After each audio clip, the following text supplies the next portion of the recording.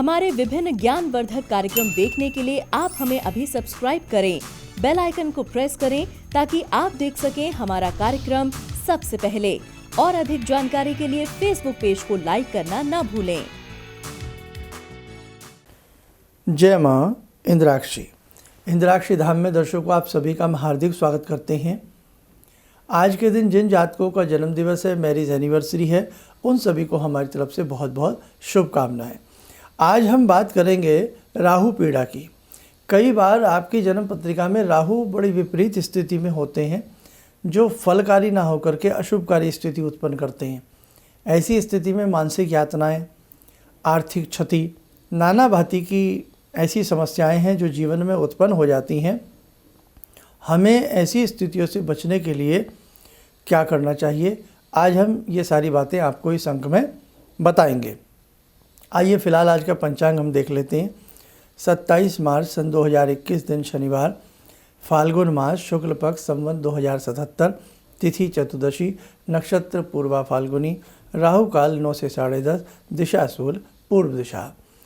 अब देखिएगा, किसी भी जातक की जन्म पत्रिका में यदि राहु अशुभकारी हों या अब राहु यदि अशुभकारी होंगे तो जब जब उस जातक को अंतरदशा में राहु आएंगे या प्रतंत्र दशा में राहु आएंगे या उसे राहु की महादशा, अब राहु की महादशा भी छोटी मोटी नहीं होती है, पूरे 18 वर्षों के लिए राहु की महादशा आती है ना। और राहु में राहु हो जाएं तो क्या बात है।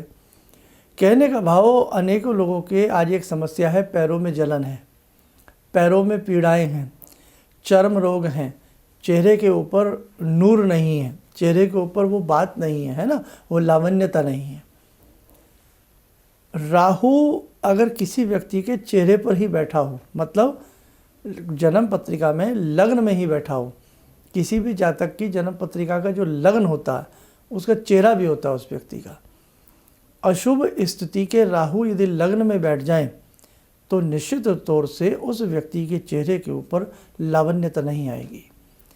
वो व्यक्ति प्रसन्नता में भी रोता हुआ दिखेगा, वो व्यक्ति हंसता हुआ भी उदास दिखेगा। होते हैं ऐसे बहुत लोग कि वो हंस रहे हैं, वो प्रसन्न हैं, लेकिन आपको उदास दिख रहे हैं। और कुछ लोग ऐसे होते हैं कि वो रो रहे हैं और मानो ऐसा लगता है हंस रहे हो। जी हाँ, आपको मेरी बात अटपटी ज़रूर लगेगी, लेकिन मैंने ऐसे बहुत लोगों को देखा है ना। तो कहने का भाव ऐसा होता है। अब मैं यहाँ एक एग्जांपल दे दूँ, जैसे फिल्मी ऐसे कलाकार होते हैं जो ख़ास तौर से हास्य हंसोली का कार्यक्रम करते हैं, मजाक का काम करते हैं, है ना, मजाकिया करैक्टर उनको मिलता है। अब यदि वो रोए भी तो ऐसा लगता है मानो हंस रहे हो। ये होता है ऐसा, कई बार ऐसा लगता है कि वो सीरियसली भी हो रहे हैं तो वो लगते हैं वो मजाक, उनके चेहरे पे हंसी आ रही है। तो इसीलिए फिल्मों में भी करैक्टर उनको फिर हंसी मजाक का दिया जाता है। ऐसे ही हम में से भी कुछ ऐसे लोग होते हैं जो हमें देखने में बहुत अच्छे लगते हैं, लेकिन अंदर से वो बहुत गमगीन होते हैं, बहुत अंदर से सीरियस होते हैं, अंदर से बहुत उदास होते हैं। ईश्वर ना करे किसी जातक की जन्म पत्रिका के राहु पीड़ाकारी बन जाए। अब ये तो आपको जल्दी से नहीं समझ में आएगा कि आपके राहु पीड़ा कारक हैं, शुभ कारक हैं या अशुभ कारक हैं। ऐसा भी नहीं है कि राहु हमेशा पीड़ा देते हैं। अच्छी स्थिति के राहु होंगे तो व्यक्ति को धन्ना सेठ भी बना देते हैं, माला माल भी कर देते हैं, शेयर मार्केट की स्थिति को बलवान बना देते हैं। जो शेयर मार्केट से जुड़ा हुआ कार्य करते हैं, जो किसी भी चीज़ का कमीशन से संबंधित कार्य करते हैं, कमीशन एजेंट होते हैं, उनके ऊपर भी अच्छा प्रभाव छोड़ते हैं।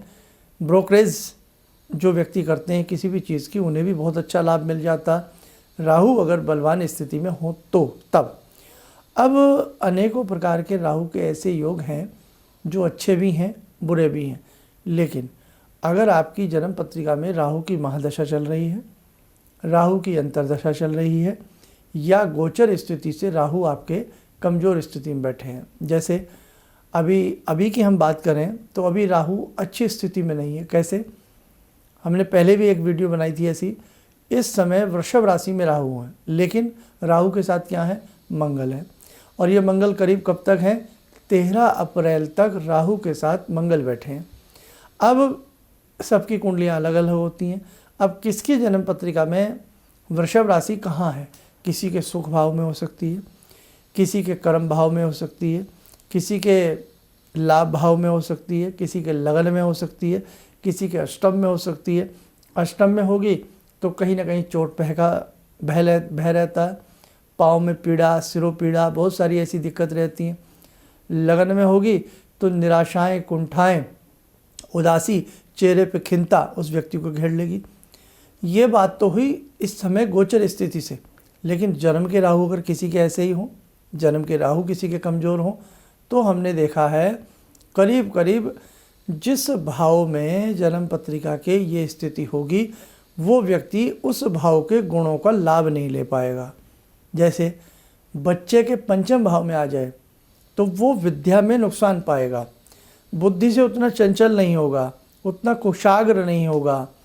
किसी के सुख में आ जाए, उसके सुख में अग्नि लगी रहेगी। तो खैर मेरे साधकों इसीलिए कहते हैं एक बार समय रहते किसी अच्छे विद्वान से अपनी जन्म पत्रिका दिखा लेनी चाहिए, या जन्म पत्रिका ना हो बनवा लेनी चाहिए।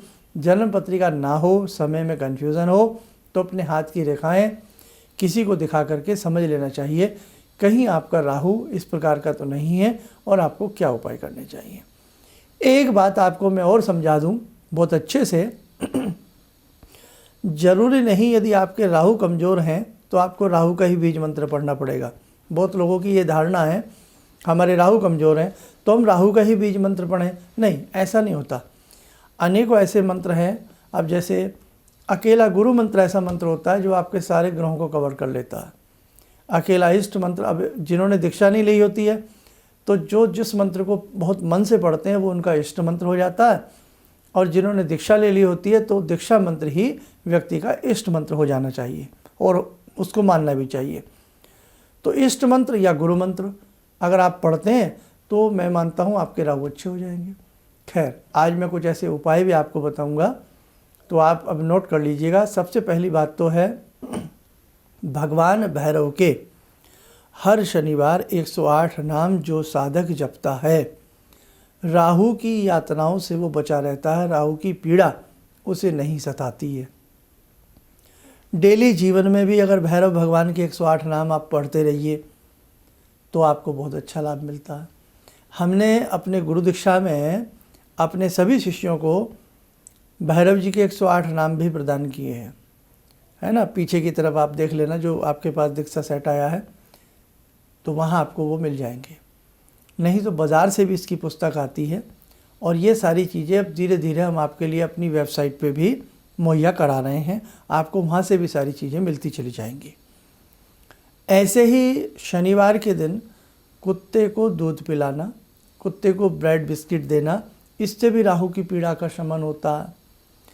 चींटियों को पीली सरसों, काला तिल, खसखस, देसी शक्कर मिला करके खिलाना। किस दिन? बुधवार के दिन। इससे भी राहु की पीड़ा का शमन होता है। दूसरी बात, यदि राहु का बीजात्मक मंत्र भी आप पढ़ना चाहें तो राहु का बीजात्मक मंत्र भी आप पढ़ सकते हैं। ओम भ्राम भ्रीम भ्रौम से राहेवे नमः। देखिएगा, ओम भ्राम भ्रीम भ्रौम से राहेवे नमः। इस मंत्र की भी एक माला शनिवार की संध्या को आप कर सकते हैं। और अधिक जानकारी के लिए तो मैंने मोटी मोटी बातें बताई हैं, क्योंकि सबकी कुंडली तो मैं यहाँ देख नहीं रहा हूँ। जर्नल ये टॉपिक चल रहा है, उस पर हम बातें कर रहे हैं। तो आप किसी भी व्यक्ति को जब अपनी कुंडली दिखाएंगे तो वो ज़रूर आपको राहु से संबंधित या तो किसी दुर्गा जी का मंत्र देंगे ताकि आपके अच्छे ग्रह हो जाएं। तो कहने का भाव यही है कि बहुत सारी ऐसी समस्याएं हैं, जैसे पेट में पीड़ा रहती है, बहुत लोगों के दर्द रहता है, पेट सही नहीं रहता है, पेट में अल्सर या नाना भांति के रोग सताते हैं, तब राहु का एक उतारा होता है, वो किया जाता है। पैरों में अत्यधिक वेदना होने पर ये चींटियों वाला उपाय करें। संध्या के समय राहु का भैरव मंत्र जपें, मतलब राहु का मंत्र जपें या भैरव जी के अष्टोत्तर नाम जपें, उससे भी पैरों की उदर पीड़ा शांत होती है। चेहरा निस्तेज हो जाए तो भी हमने देखा है कि भैरव अष्टोत्तर नामावली बहुत अच्छे से कार्य करती है। तो ये मुझे लगता है कहीं ना कहीं आज हमने आपको ये बातें बताई हैं, किसी न किसी के काम ज़रूर आएंगी। आइए मेरे साथ को, आज हमने जैसे भगवान भैरव की बात कही है, तो आइए भगवान भैरव की साधना से जुड़ते हैं। ॐ करकलित कपाला कुंडली दंडपाणी स्तरुणतिमिरनीलो व्यालयज्ञोपवीते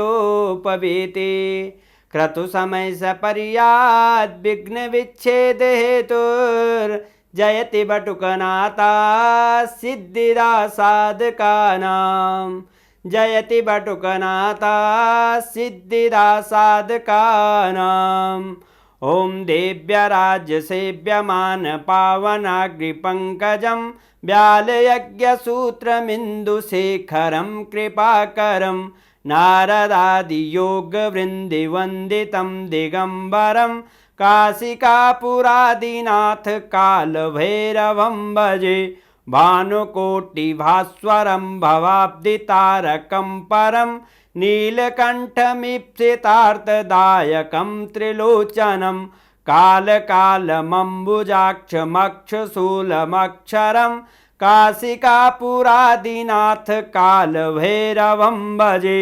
शूलटङ्कपाशदण्डपाणिमादिकारणं श्यामकायमादिदेवमक्षरं निरामयं भीमविक्रमं प्रभुविचित्रताण्डवप्रियं काशिकापुरादिनाथ कालभैरवं भजे भुक्तिमुक्तिदायकं प्रशस्तचारुविग्रहं भक्तवत्सलं समस्तलोकविग्रहं भूतसङ्गनायकं विशालकीर्तिदायकं काशीवासलोकपुण्यपापशोधकं विभुं नीतिमार्गकोविदं पुरातनं जगत्पतिं काशिकापुरादिनाथ कालभैरवं भजे काशिकापुरादिनाथ कालभैरवं भजे।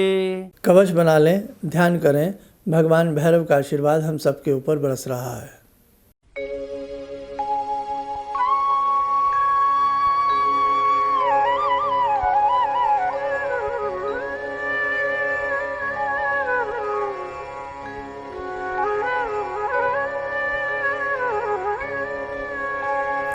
ओम बोलते हुए नेत्र खोलें, सामान्य हो जाए।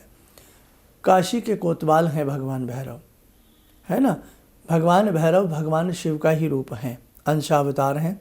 रुद्रावतार जैसे भगवान हनुमान जी को माना जाता है, ऐसे ही भगवान भैरव और भगवान हनुमान ये दोनों ही भगवान शिव के रूप हैं। जो इन दोनों की साधना करता है, समझो वो भगवान शिव की साधना स्वतः उनसे हो जाती है। बहुत सात्विक रूप है भगवान के ये। और भैरव भगवान में और भैरवनाथ में फ़र्क है, ये ध्यान रखना है ना।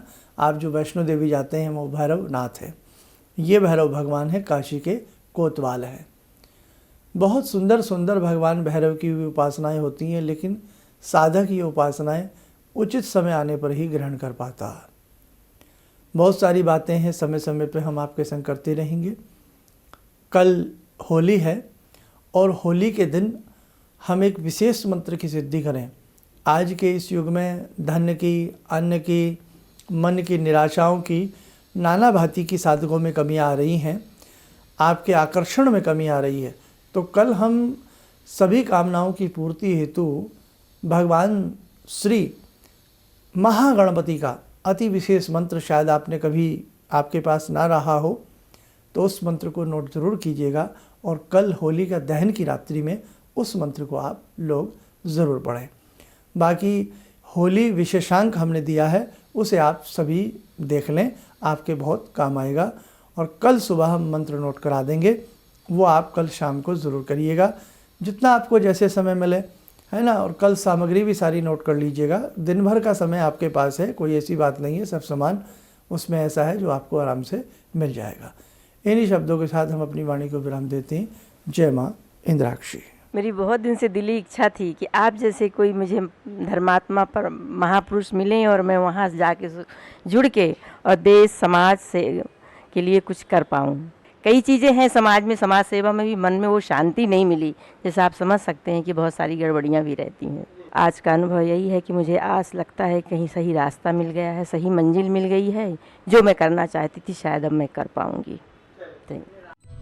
किसी भी समस्या के समाधान के लिए मिले प्रसिद्ध हस्तरेखा एवं वास्तु विशेषज्ञ प्रोफेसर धर्मेंद्र शर्मा जी से। नोट: शिविर में भाग लेने हेतु एवं व्यक्तिगत रूप से मिलने के लिए कॉल करने का समय सुबह 10 बजे से शाम 6 बजे तक। हमारे विभिन्न ज्ञानवर्धक कार्यक्रम देखने के लिए आप हमें अभी सब्सक्राइब करें, बेल आइकन को प्रेस करें ताकि आप देख सकें हमारा कार्यक्रम सबसे पहले। और अधिक जानकारी के लिए फेसबुक पेज को लाइक करना न भूलें।